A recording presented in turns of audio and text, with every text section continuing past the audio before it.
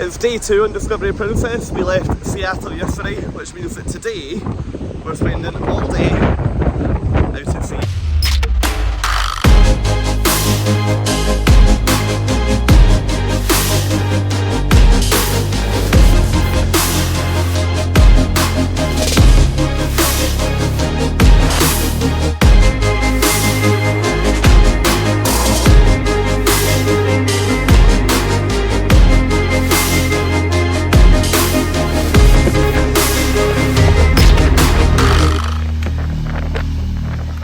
Okay, so it's now day 2 and we are in transit between Seattle and Ketchikan, Alaska. So we dock up there at 6 o'clock tomorrow morning and we left Seattle at 4 o'clock yesterday afternoon.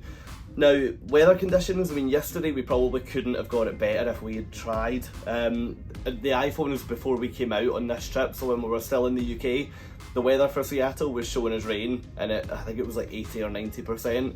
So to be honest, I had written off sail away to being in a waterproof jacket or a poncho on the top deck, getting absolutely drenched. But the reality was so different. So we ended up with 23, 24 degrees and no wind, sun was out, and it was probably the best sail away that we could have got from there. I really don't know what could have been different to make the weather any better. Now today for us that means that we are at sea all day, and I have been asked the question so many times when people look to book a cruise, or you know, they're thinking of it, or actually they're booked and they realise on the itinerary they've got sea days. They always say, what on earth do you do? Because am I going to wake up in the morning and the only options for me will be breakfast, lunch and dinner, and apart from that I have to, you know, invent whatever I want to do that day to try and pass the time.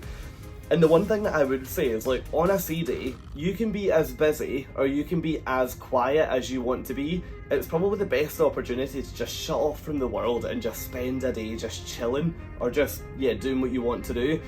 Now, on Princess, I don't know if you'll be able to see this on the camera, but they give this thing called Princess event listings, or on some ships, I know when I was on Regal before, they called it Princess Patter, so it's got a couple of different names.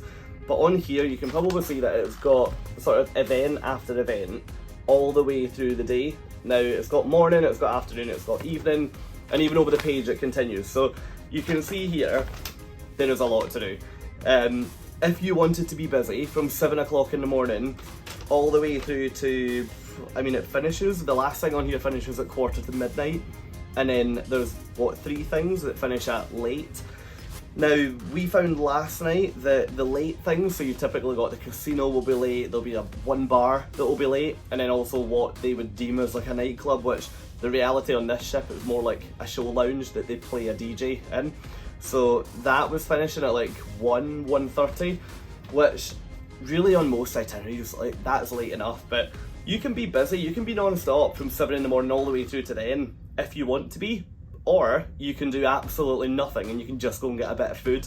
So entirely up to you, no pressure at all.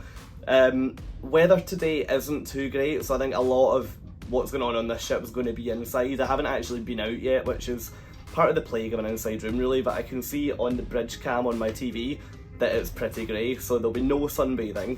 Plan for my morning anyway is that I'm going to head up to the buffet, and then after that check out a couple of Princess lectures. So anyone that's cruised with Princess before will know that they bring in guest lecturers to present various topics. So today they've actually got someone presenting about Alaska and basically walking us through each of the ports we're going to and kind of the experiences that they've had there. Now, I really enjoy that on a cruise, because there's nothing worse than arriving in a port with absolutely no idea what to expect. And when I'm at home in the real world, I actually find that I've got very little time to properly research ports before I go. And being on this ship from the UK, I mean, we heard last night there's only 11 British people on this cruise, so I actually don't know anyone that's done Alaska before, so I was really struggling before I came out to find people that could say, oh, you're going to Juneau, well you should do X, Y and Z, or you're going to Ketchikan, you should do ABC. And hopefully that today is going to give us a bit of an idea, otherwise I'm going to get off and just hope for the best at the ports. But hey look, I'll take you with me, I'll show you what it's like out there, and yeah, I actually don't think I'll be back in this room until it's time to get ready for dinner, so it's going to be a relatively full day. But hey look, let's go out and check out the ship. Now hey, if you watched part 1 of this vlog series, then you'll remember that I'm on the ship with my friend Laura. Now as you can see here, part of the joys of cruising to Alaska is that the weather sometimes, or usually, isn't overly tropical. So yeah, Laura's unfortunately back in her cabin, trying to sleep off a bit of seasickness, having some tablets, and then she's going to put on her seasickness bands as well, which will hopefully help. So in other words, you're stuck with me for the majority of this vlog. But hey look, first up for me is a couple of laps of the running track to try desperately to work off the red wine or two from last night, and also dinner. I'm then off to the lectures, as I said earlier, and then finishing off the morning with the beanbag toss. Now, you'll see in a minute, but the beanbag toss is one of those games that I genuinely think you can only make such a big thing of that, a game like that, on a cruise ship. So hang on and I'll show you what that looks like.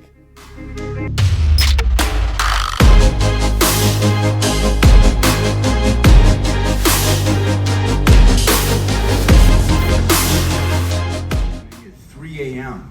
We're going to leave the open ocean and we're going to be where it says Inside Passage. That's where we're going to spend most of our cruise, in sheltered water where the Pacific Ocean runs inside many islands and mountains that will buffer down any big waves. What makes this cruise?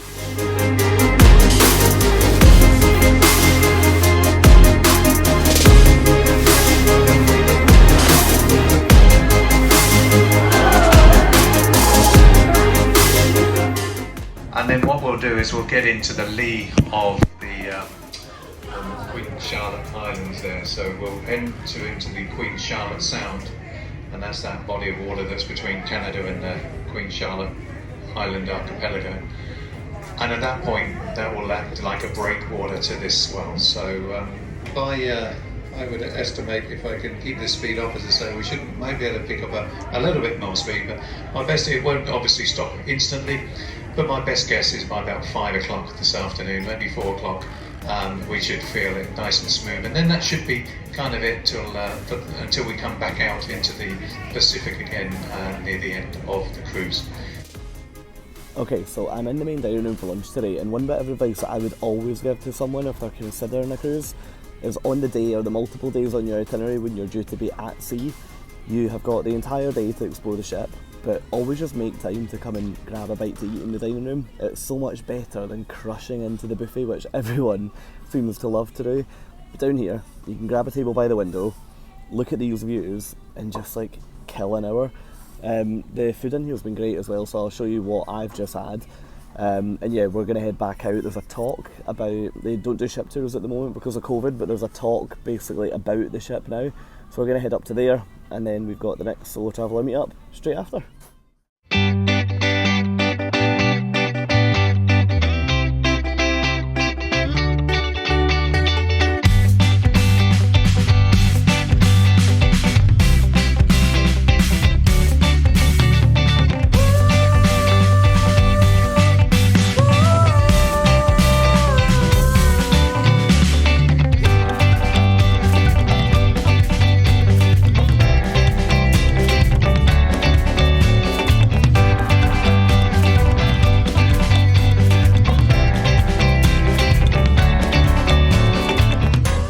Easiest way for me to kill time on a sea day is in here.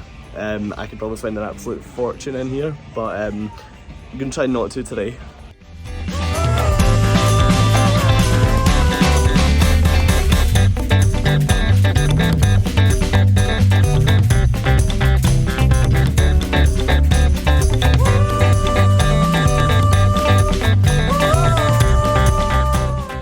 So some stuff in here, I'm not entirely sure who's buying it. And to be fair, this is all great. What is going on here? This is, what month are we in now? July. And we have got Santa bears. We've got down here, we've got, what, pumpkin bears? Definitely feels a bit out of season. You'll be able to hear me, but I've popped this microphone in, so hopefully it'll be alright. One thing that Princess do on their ships is they have a thing called Movies Under the Stars that, fine, you can tell behind me right now, it's not really under the stars because well, it's so grey, but it's also the middle of the day. But it basically means that they play movies on the pool deck, which I really like it. It would be amazing to do this in the middle of the Caribbean. Now, at the moment, there's guys down there who have got like blankets and stuff, and I mean, it's pretty cold, but you know, it's quite nice. I'll flip the camera and I'll be able to show you now what the deck looks like. But on a sea day, this is such a good way to pass the time. So this afternoon we have got, I actually don't know what the film is right now, but I am going to grab a bag of popcorn and yeah, sit down there for a bit because it looks brilliant.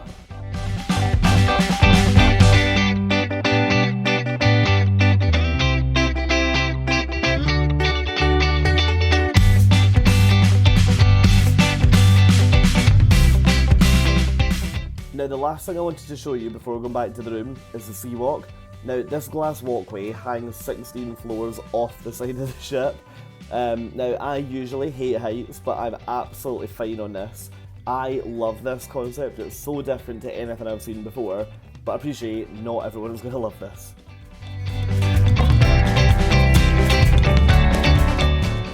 Right, so I'm back in my cabin and I've made it to the shops, I've made it around the shops, and I've made it back from the shops without actually buying anything. So maybe this is a new thing. I usually would buy a ridiculous amount of cruise line merchandise by this point, so who knows, let's hold that thought for later in the week.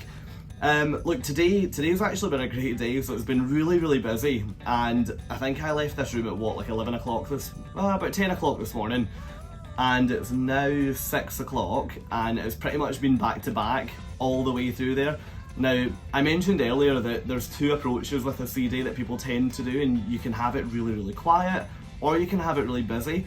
And I usually tend to opt on the busy side, and I quite like to get out, get around the ship and try and meet people. And today has absolutely afforded me the ability to do that.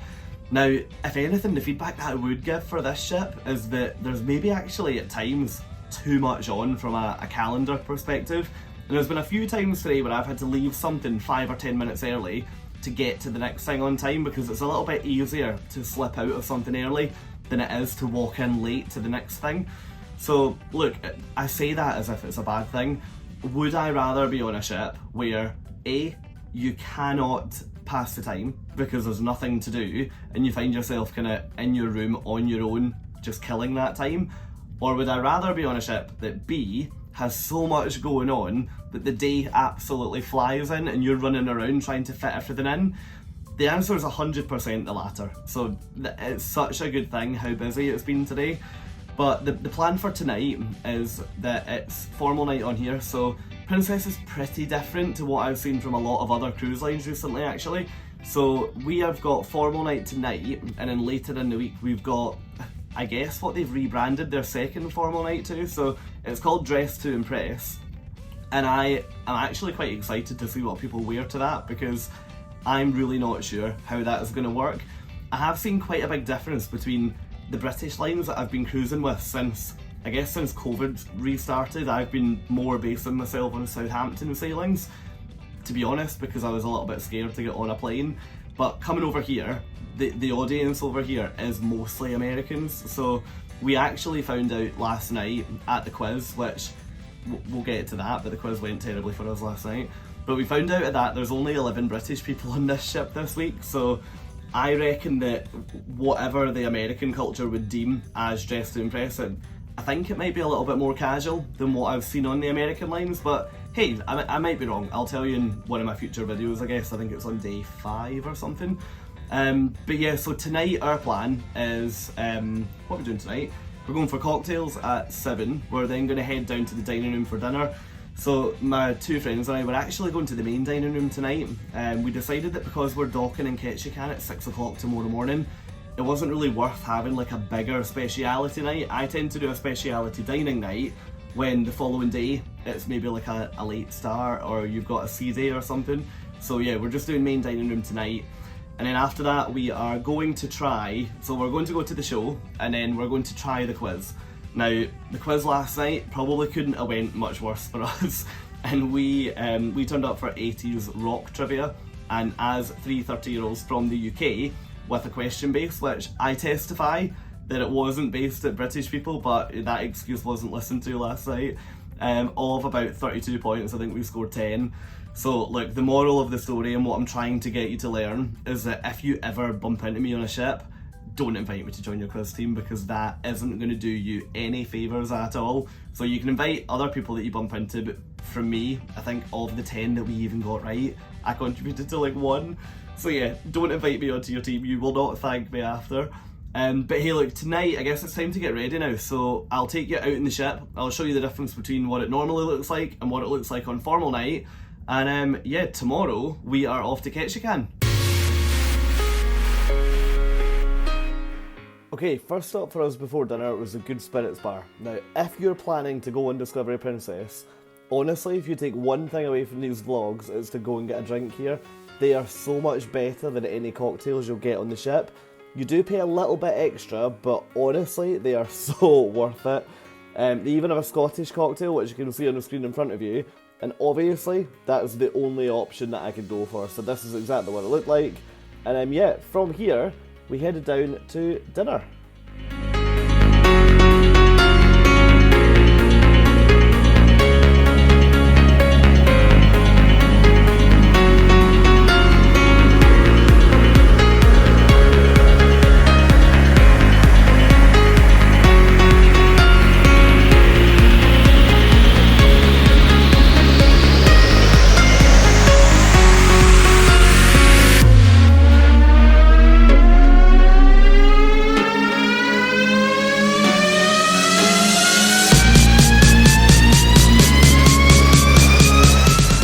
Okay, so after dinner we headed to the show, which I have absolutely no photos, I have no videos of that I can show you, because it's against the rules and I'm not one of those people that sits in a theatre recording the show, because yeah, it's very annoying, don't do it.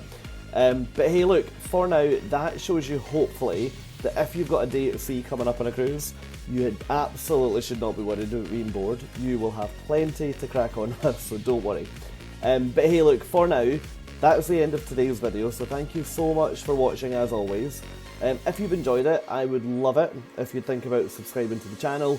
And yeah, I guess all that's left to do now is show you what's coming up next week.